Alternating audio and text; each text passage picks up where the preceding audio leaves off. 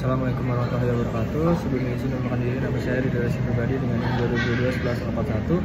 Di sini saya akan memaparkan presentasi yang dimana ditugaskan yaitu dengan materi etika bisnis dan juga etika bisnis, pengaruh etika bisnis di bidang dunia industri. Jadi untuk etika bisnis itu penting, yang dimana etika bisnis itu merupakan pedoman moral yang mengatur perilaku dan juga kebijakan bisnis. Etika bisnis itu penting dan untuk membangun kepercayaan, reputasi dan hubungan yang kuat dengan stakeholders.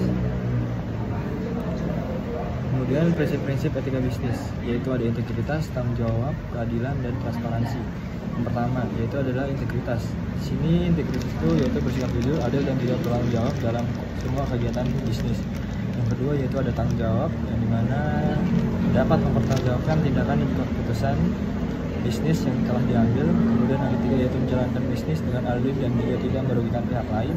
Yang keempat yaitu transparansi, terbuka dan jujur dalam semua informasi terkait bisnis.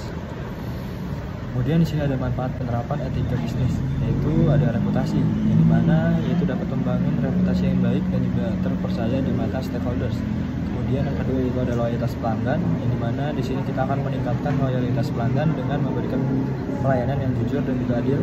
Kemudian di sini ada keunggulan kompetitif, yang dimana membedakan diri dari pesaing dengan menunjukkan komitmen terhadap etika bisnis. Nah, kemudian di sini juga ada tantangan penerapan dalam etika bisnis. Yang pertama yaitu ada tekanan pasar untuk mencapai profitabilitas yang tinggi. Kemudian yaitu ada konflik kepentingan antara keuntungan perusahaan dan nilai-nilai etika. Yang ketiga yaitu ada perubahan regulasi yang cepat dan tidak pasti. Kemudian di sini ada studi kasus kesuksesan perusahaan yang menerapkan etika bisnis dengan baik. Contoh satu, di sini ada perusahaan X yang telah membangun reputasi yang kuat melalui transparansi dan juga tanggung jawab sosial. Di contoh dua yaitu ada perusahaan Y yang meraih loyalitas pelanggan dengan memberikan produk berkualitas dan juga pelayanan yang adil. Dan contoh ketiga itu ada perusahaan Z yang memperoleh keunggulan kompetitif dengan mengutamakan etika bisnis dalam setiap keputusan. Kemudian ada studi kasus kegagalan perusahaan akibat tidak melakukan etika bisnis atau mengabaikan etika bisnis. Yang pertama yaitu adalah kehilangan kepercayaan konsumen akibat penipuan dan juga korupsi.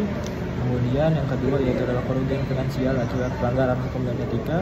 Yang ketiga yaitu ada kerusakan reputasi yang sulit diperbaiki.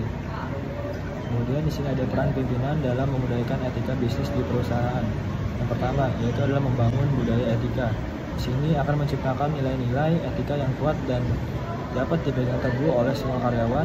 Kedua yaitu adalah komitmen dan juga teladan, menunjukkan komitmen pribadi terhadap etika bisnis dan menjadi teladan bagi karyawan. Yang ketiga yaitu adalah pengembangan program, membuat program pelatihan etika bisnis untuk meningkatkan kesadaran dan juga pemahaman. Kemudian ada langkah-langkah praktis dalam menerapkan etika bisnis di perusahaan. Yang satu ada kode etik. Di sini kita akan membuat dan juga menerapkan kode etik pengusahaan yang jelas dan juga komprehensif.